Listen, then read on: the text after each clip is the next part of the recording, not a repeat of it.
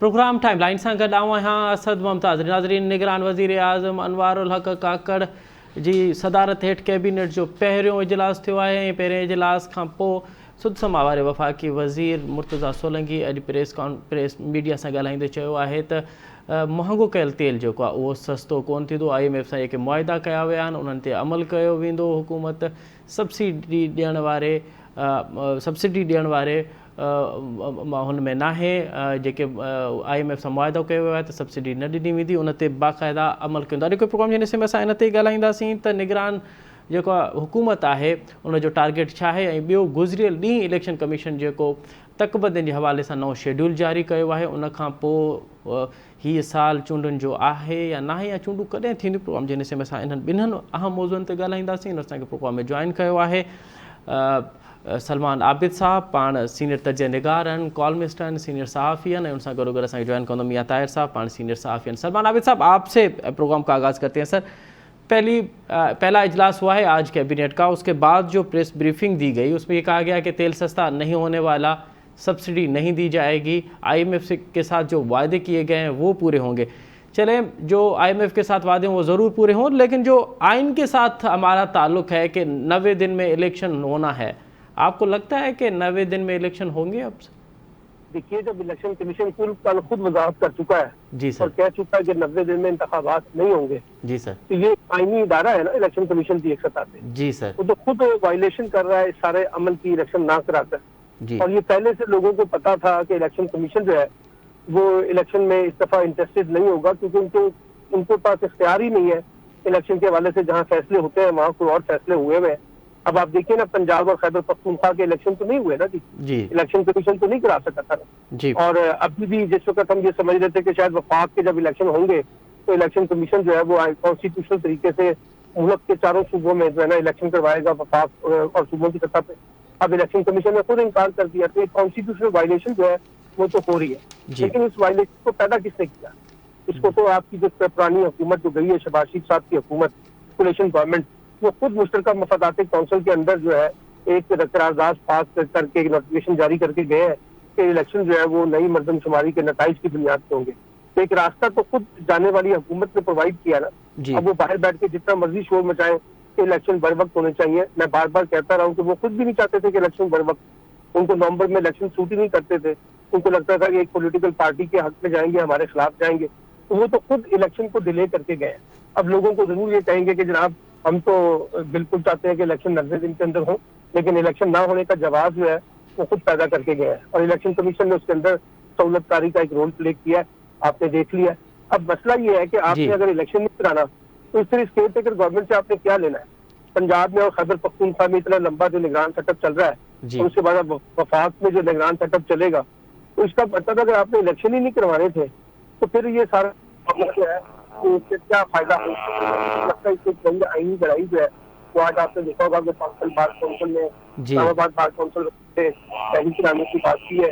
Supreme court bar association जो है वो सुप्रीम कोर्ट में इसको इस फैसले को चैलेंज कर चुकी है कि नई मर्दमशुमारी के नताइज की बुनियाद से इलेक्शन नहीं होने चाहिए। तो अब ये ट्रांसलेट की लड़ाई जो है वो सियासी भी होगी और आईनी लड़ाई भी होगी, और उस आईनी लड़ाई के साथ साथ जो है वो जो हमें मुल्क में नजर आएगा कि एक अच्छा खासा जो है वो मामला जो है वो खराब होगा। अच्छा सलमान आबिद साहब, ये जो कैबिनेट बनी है गुज़िश्ता दिन, कहा तो ये जा रहा था कि इसमें कुछ सियासतदान भी होंगे और कुछ टेक्नोक्रेट भी होंगे, लेकिन हमने देखा कि इसमें टेक्नोक्रेट की बहुत बड़ी तादाद है, एक आधा कोई सियासतदान होगा सरफराज बुगटी की सूरत में। और तो आपको कैबिनेट की जो कॉम्बिनेशन है ये कैसे लगी कि कौन सी कैबिनेट जो है जी सर, के पास कैबिनेट को अच्छा, उनके पास कौन से अच्छे शहरात का मुंबा तो कोई और है ना। उनका काम तो इलेक्शन करवाना था, वो इलेक्शन को करवाने के लिए तैयार नहीं है। अब जो लोग आपने डाले हैं कैबिनेट के अंदर, जी सर, उसमें से कुछ पीपल्स पार्टी के हमायत याफ्ता लोग हैं, कुछ PMLN के हमायत याफ्ता लोग हैं, कुछ MKN के हमायत याफ्ता हो जाएंगे।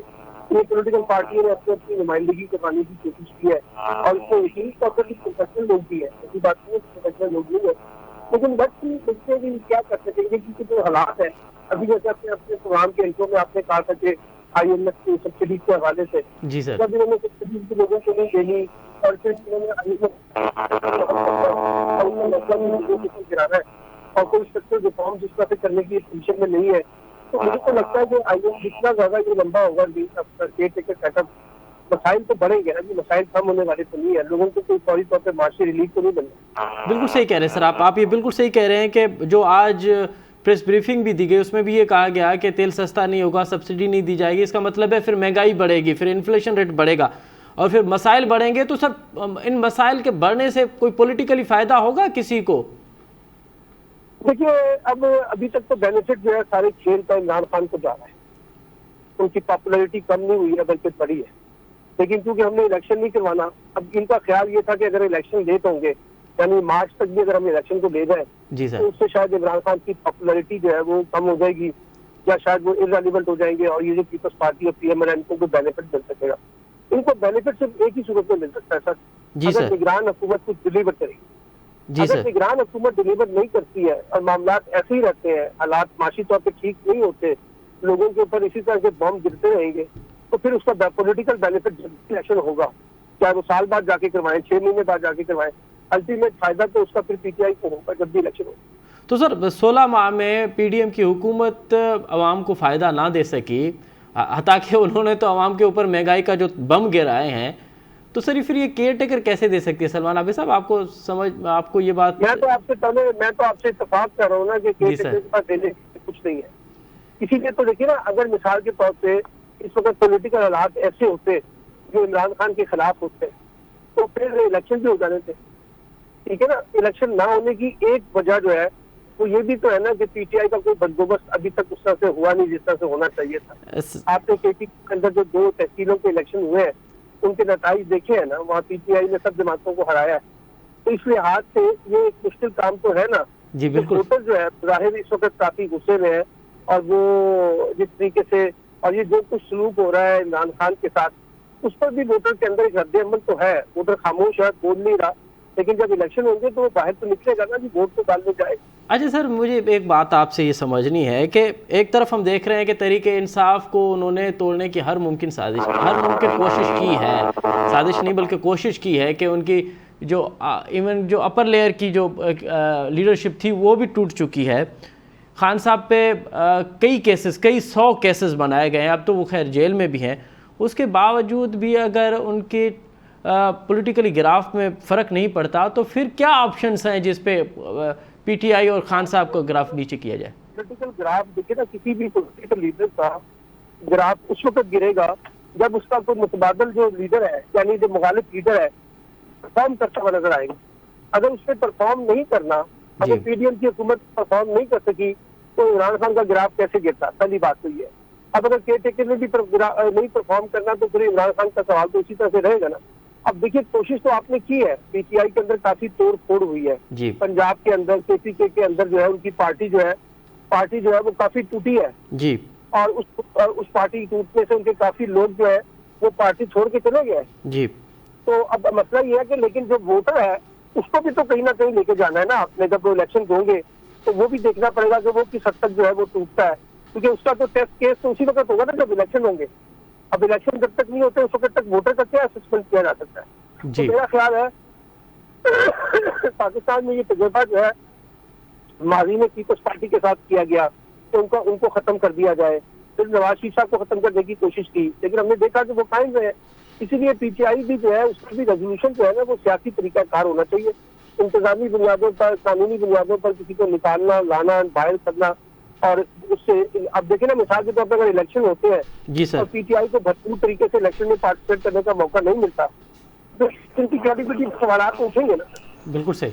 तो फिर वो इलेक्शन जो है वो फिर मुतनाज़ा हो जाएगा, तो फायदा क्या होगा कि सफर जो हमें तो इलेक्शन के बाद फिर लड़ाई जो है मुतनाज़ा किस्म की जो है, बुरहानी किस्म की जो है वो पैदा हो जाएगी। बहुत शुक्रिया सलमान आबिद साहब, आपने तफसीली तौर पे आज जो कैबिनेट का इजलास हुआ है उस पर और उन सां गॾोगॾु जेको मुल्क जो सियासी मंज़रनामो आहे उन ते तव्हां पंहिंजो तजियो ॾिनो ऐं तहरीके इंसाफ़ जो गिराफ़, पॉलिटिकली गिराफ़ हिन वक़्तु वधियो आहे ऐं उन जो वधण जो सबबु इहो आहे त पीडीएम जी हुकूमत जेका हिन वक़्तु ताईं गुज़िश्ता हुकूमत जेका आहे को ख़ासि रिलीफ न ॾेई सघी आवाम खे। उन खां पोइ असां ॾिठोसीं त अॼु निगरान हुकूमत आहे ऐं अॼु निगरान हुकूमत जो पहिरियों कैबिनेट जो इजलास थियो, उन इजलास खां पोइ सुध समारे वफ़ाक़ी वज़ीर जॾहिं प्रेस ब्रीफिंग ॾींदे इहो चयो त जेको महांगो तेल आहे उहो सस्तो नथा करे सघूं। IMF सां जेके मुआइदा कया आहिनि, IMF सां जेको बि मुआइदो थियो आहे उन ते अमल कंदासीं ऐं उन खां अलावा ॿियो को हल नाहे। अवाम खे सब्सिडी नथा ॾेई सघूं। गॾोगॾु सुध समारे वफ़ाक़ी वज़ीर मुर्तज़ा सोलंकी इहो पिणु चयो आहे त इलेक्शन कमीशन जो कमु आहे चूंडूं कराइणु, हुकूमत जो कमु कोन्हे चूंडूं कराइणु। अगरि इलेक्शन कमीशन चाहे त सुभाणे बि चूंडूं, अगरि इलेक्शन कमीशन सुभाणे चूंडूं कराए ऐं चूंडनि खां पोइ अगरि जेका मुंतखिब थियल हुकूमत आहे उनखे अगरि असांखे इक़्तिदार मुंतक़िल करिणो पियो त हिकिड़ो ॾींहुं बि लेट कोन कंदासीं। हाणे चूंडूं कॾहिं थियूं थियनि, चूंडुनि जे हवाले सां गुज़िरियल इलेक्शन कमीशन पंहिंजो शेड्यूल जारी कयो आहे। उन में इहो ॿुधायो वियो आहे त 14 डिसंबर ताईं नया तकबंदियूं जेके आहिनि उहे थींदियूं। प्रोग्राम में अॻिते वधूं था पिया ऐं हिन वक़्तु असांखे प्रोग्राम में जॉइन कयो आहे मियां ताहिर साहब, पाण सीनियर सहाफ़ी आहिनि। मियां साहब प्रोग्राम में खुश आमदीद सर। मियां साहब मेरी आवाज़ आप तक आ रही है सर?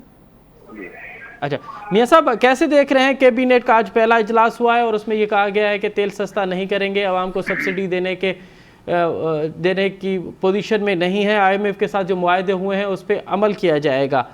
कैसे देख रहे हैं सर कैबिनेट के पहले इजलास को आप?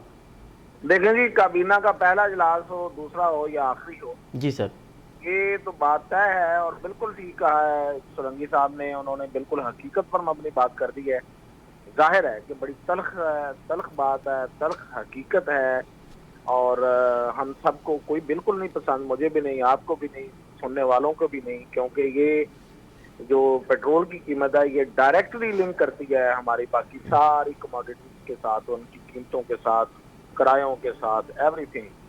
तो महंगाई तो शूटअप होगी जी, लेकिन ये होगा, बिल्कुल उन्होंने सही कहा है, ये बिल्कुल कम नहीं होगी। इन्होंने जो जिस तरह का मुआहदा कर लिया है IMF के साथ, उसको इन्हें एक तो पहली बात तो ये है कि अबाइड करना पड़ेगा, हर सूरत करना पड़ेगा, क्योंकि उसमें इन्होंने इंटरनेशनल गारंटीज उन्होंने ली हुई हैं।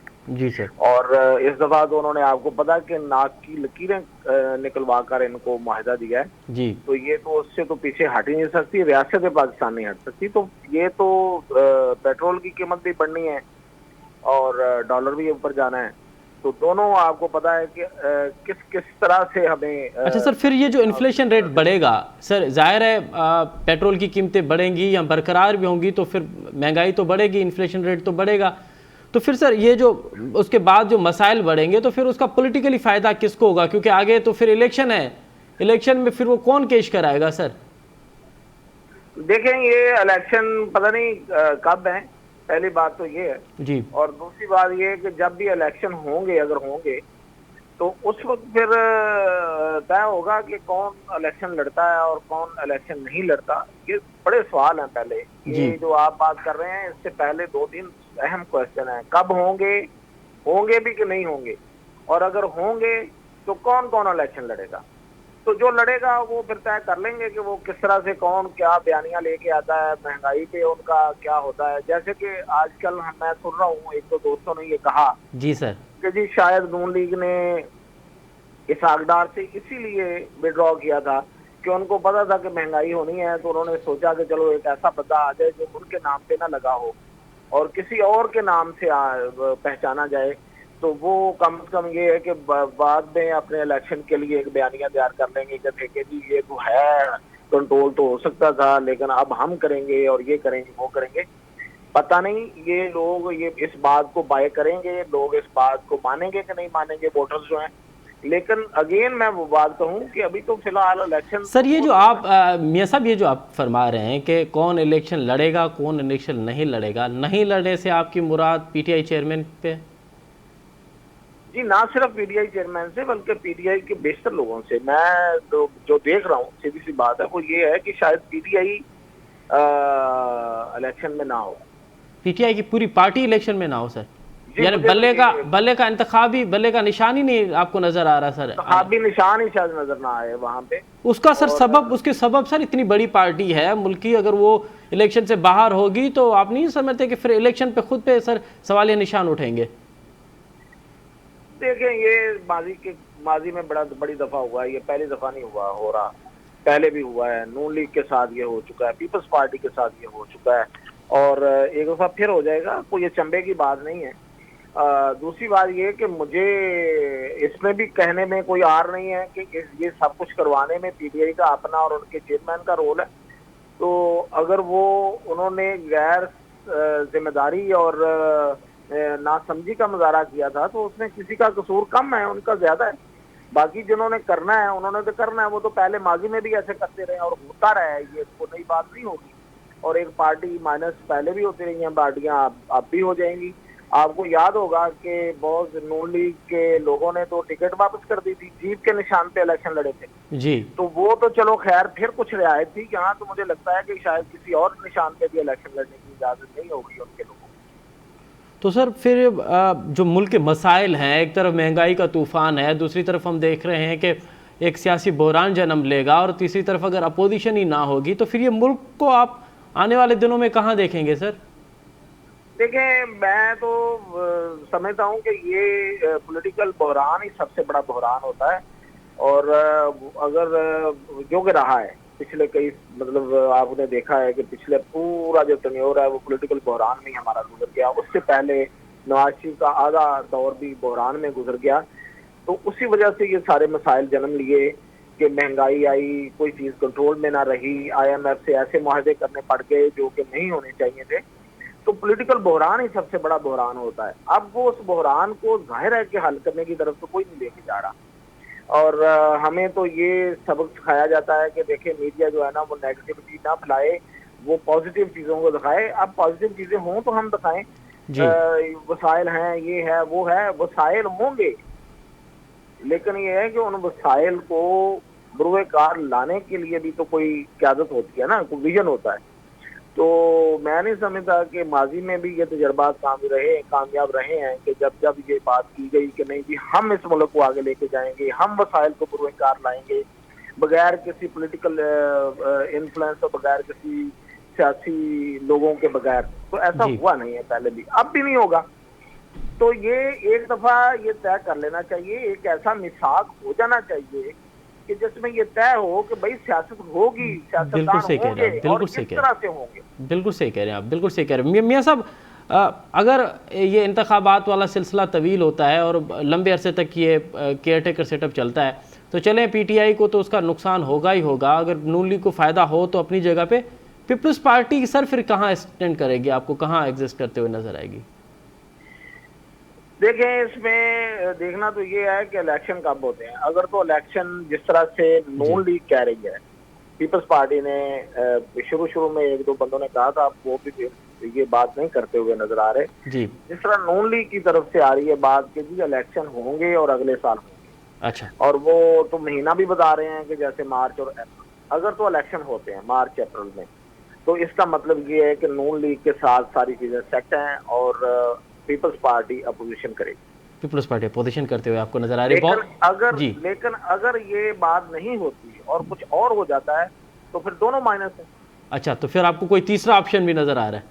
कोई ऑप्शन नहीं है, फिर इसी सेटअप को, इसी तरह का सेटअप चलता रहेगा आगे, क्योंकि इसके अलावा देखिए इलेक्शन नहीं होंगे तो फिर कुछ नहीं होगा। इलेक्शन होंगे तो एक इक़्तिदार में होगा, एक अपोजिशन में होगा, और जो हमें नजर आ रहा है वो ये है कि अगर इलेक्शन हो गए तो फिर नून लीग इक़्तिदार में होगा। बहुत शुक्रिया मियां ताहिर साहब, सलमान आबिद साहब, दोनों सीनियर सहाफ़ियों का बहुत शुक्रिया। नाज़रीन, अवां तजियो ॿुधो मुल्क की मौजूदा सूरत हाल ते केयर टेकर सेटअप जे पहिरीं कैबिनेट जे इजलास खां पोइ वारे हिकु प्रेस ब्रीफिंग ॾिनी वई, उन ते सीनियर तजिया निगारनि जो प्रोग्राम हिते वठी थियो आहे। नंढी साई जो साई था वठूं। साई खां पोइ कमनि जी आबादगारनि 425 रुपया सिंध हुकूमत जो मुक़ररु कयल अघ जी मुखालफ़त कई आहे। अघु लाइमल छा हूंदो उन्हनि जो, उन ते तफ़सीली ॻाल्हायूं था।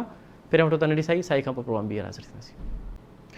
नाज़रीन, प्रोग्राम एक दफ़ो ॿीहर अव्हां खे भलीकार। आबादगारनि जूं तजवीज़ूं ऐं मुतालबा रद्द। सिंध हुकूमत पासमा जी सिफ़ारिश ते कमंद जो अघु फ़ी मण 425 रुपया मुक़ररु कयो आहे। आबादगारनि जो मुतालबो हो त हिन साल कमंद जो अघु 450 रुपया कयो वञे। सिंध हुकूमत ऐं आबादगारनि जे विच में इन हवाले सां केतिरियूं मीटिंग्स पियूं थियूं, पर पासमा जी सिफ़ारिश ते नेठि सिंध हुकूमत 425 रुपया अघु मुक़ररु कयो आहे।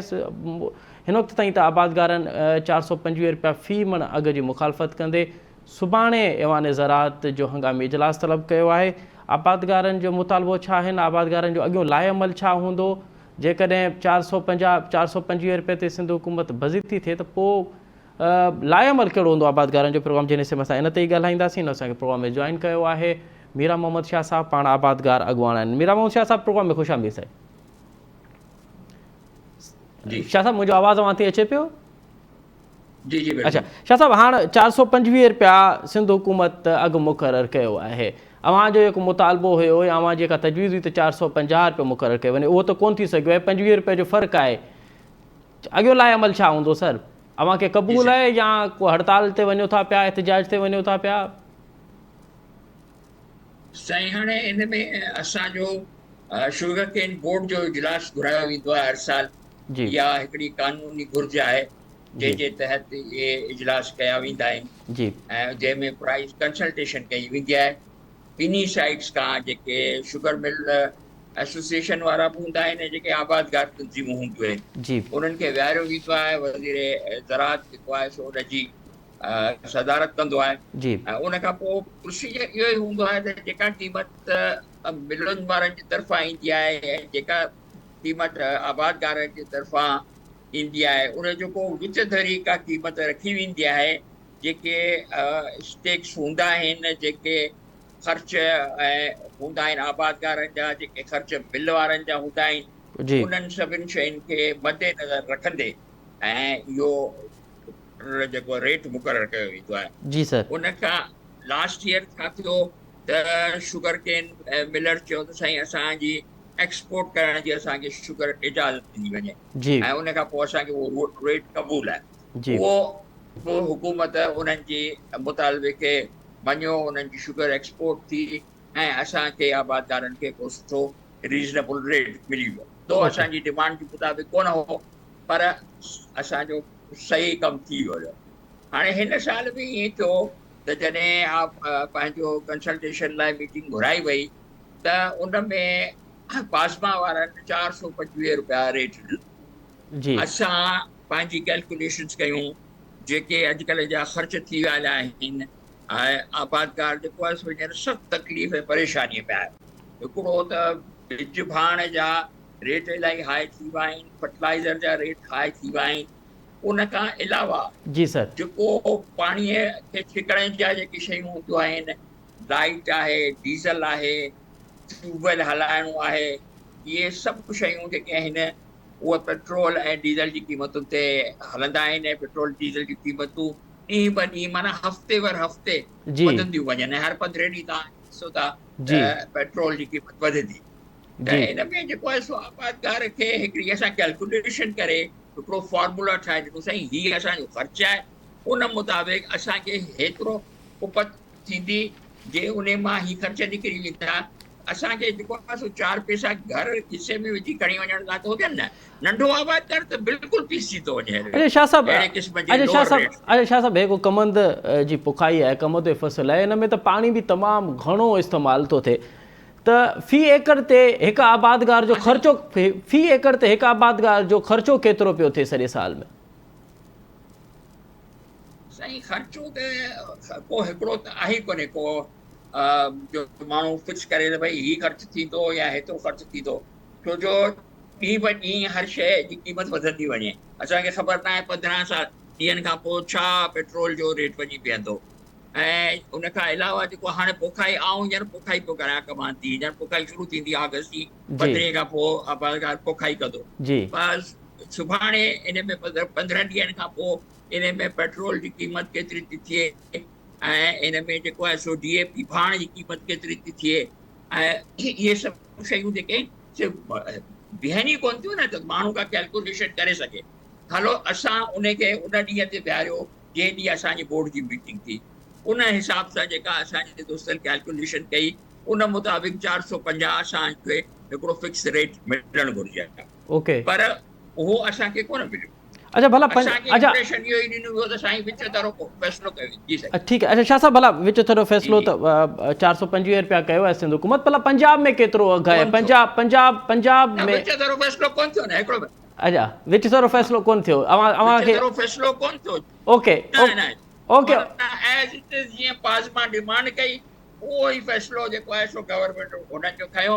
असांजी डिमांड खे, असांजी कैलकुलेशन्स खे कंसिडरेशन ही चलो अवां चओ पिया त 550 सर सर अवां पिया चओ 550 हुजणु घुरिजे, पास मां 425 रुपया कयो, त अवां एक्सपेक्ट छा पिया कयो त केतिरो हूंदो अंदाज़न? साईं असां त 450 जी एक्सपेक्टेशन पे कई, पर जे 425 ते जी पास मां 450 ते एग्री न पियो करे त असांजो ख़्याल हो त 440 ओके जे लॻभॻि 42 इते बीहंदो। ओके। ऐसी ॿी हिकिड़ी ॻाल्हि ॿुधायां, रवायती तरह सां पंजाब हमेशह असां पंजाब खां हमेशह 2 रुपया सस्तो हूंदा आहियूं, ऐं पंजाब जेको आहे सर पंजाब में इन वक़्तु केतिरो आहे मीरा शाह साहब? पंजाब में केतिरो आहे? पंजाब जा आबादगार ऐं उतां पंजाब अञा रेट अनाउंस कोन कयो आहे। ई 425 जेको हो पंजाब पासमा जी डिमांड हुई, उहा ई डिमांड जेका आहे पंहिंजो सिंध पासमा बि असां वटि खणी आई त साईं ही पंजाब वारनि जो आहे। हाणे पंजाब वारा जे उनखे मनोन एक्सेप्ट था कनि हुकूमत पंजाब त 425 त असांजो कम से कम 427 तो हुजणु घुरिजे न, 427 बि कोन थियो। ऐं हमेशह तव्हां यको शुगर मिल जी जॾहिं खां इहे फिक्सेशन जो प्राइस शुरू थियो आहे, सिंध हमेशह जेको आहे 2 रुपया पंजाब खां वधीक। पर हिन भेरे अवां चओ में हलाए छा जल्दी हुई। पोइ हाणे शाह साहब अॻियूं लाइ अमल छा हूंदो? छा आबादगार कमंद कोन ॾींदो, पाण वटि कमंद रखंदो छा? असां त हिनखे एक्सेप्ट कोन था करियूं जेका प्राइस असांखे नोटिफाई थी आहे, ऐं असां इन लाइ हुकूमत खां त इहो ई मुतालबो कंदासीं त अञा क्रशिंग शुरू थियण में 15 नवंबर ताईं जो टाइम आहे जी, ऐं उन खां पोइ रिविज़न कई वञे हिन नोटिफिकेशन जी, ऐं इन में जेको आहे सो फिक्सेशन ऑफ रेट उन हिसाब सां उन वक़्त जे हिसाब सां थियणु घुरिजे। 15 नवंबर खां असांखे कहिड़ो रेट मिलंदो। ॿी तव्हां हुन ॻाल्हि में नोटिफिकेशन में ॾिसंदा 15 नवंबर जी तारीख़ लिखी पई आहे। ऐं रुगो इहो हुकूमत खे चैलेंज थो करियां त 15 नवंबर ते इहे बिलूं खोलाए ॾेखारे त बिलूं न करे इहे 15 नवंबर ते बिलूं खोलींदा ई कोन। पोइ अव्हांखे नथो लॻे त 25 नवंबर तक क्रैशिंग शुरू थींदी? न साईं, कॾहिं शुरू ई कान थी आहे। पोइ त केतिरनि सालनि खां जॾहिं ॾिसो दिसंबर ताईं खणी वेंदा आहिनि आराम सां। इन में भी का मिल मालिकन सर इन में भी का मिल मालिकन जी साजिश हूंदी है तो चवंदा त कमंद अञा सुके, जीअं सुकंदो तो उनजो रेट उन वज़न घटि थींदो। एग्जैक्ट ईअं ई थो थिए, ताकि हुननि खे जेको आहे सो लोअर प्राइस ते जेको आहे सो अञा बि लोअर हिन मार्केट प्राइस खां लोअर ते हू जेको आहे सो कमंद वठनि। मतलब मीरा शाह साहब, ये कमंद जो मामलो आहे वो हर साल ईअं ई हूंदो आहे, हर साल छिकताण हूंदी आहे कमंद जी ऐं मिल मालिकनि जी। पोइ सिंध हुकूमत उन में मॉडरेटर जो किरदारु अदा कंदी आहे, पर आबादगार ख़ुशि न आहिनि हूंदा। त हिन जो अव्हां छा था सम्झो मुस्तक़िल हल छा आहे इन मामले जो? सर इन मुस्तक़िल हल इहो आहे त मार्केट मैकेनिज़म जेको आहे उनखे प्रिवेल करे ॾिनो वञे। कॉम्पिटिशन आहे, शुगर मिलनि जे विच में कॉम्पिटिशन आहे, हर को जेको आहे सो पंहिंजो रेट ॾिए थो। ऐं जेॾी महिल एंड ऑफ द सीज़न थिए थी, जनवरी जो आख़िरी टाइम थो थिए, त पोइ सरकारी रेट खां बि वधीक प्राइस ते हर को ॾिए थो। पोइ पहिरें ॾींहुं छो नथा ॾियनि? पोइ आख़िरी ॾींहंनि ते अची जेको आहे सो जेको वॾो आबादगार आहे, जंहिंजो कमांड ज़्यादा आहे, जेको कमांड ॾेई पियो थो सघे, उहो त जेको आहे सो फ़ाइदे में वञे थो थोरो घणो। पर जेको नंढो आबादगार आहे, जेके वीचारे खे सुभाणे पैसा खपनि था, उहो त उहो पंहिंजा 10 एकड़ जेके 5 एकड़ जेके बि था उहे त पहिरीं धक में कढणु थो चाहे। उनखे को बि बेनिफिट कोन थो मिले उन हायर रेट जो जेको मार्केट जे रेट खां वधीक थो मिले।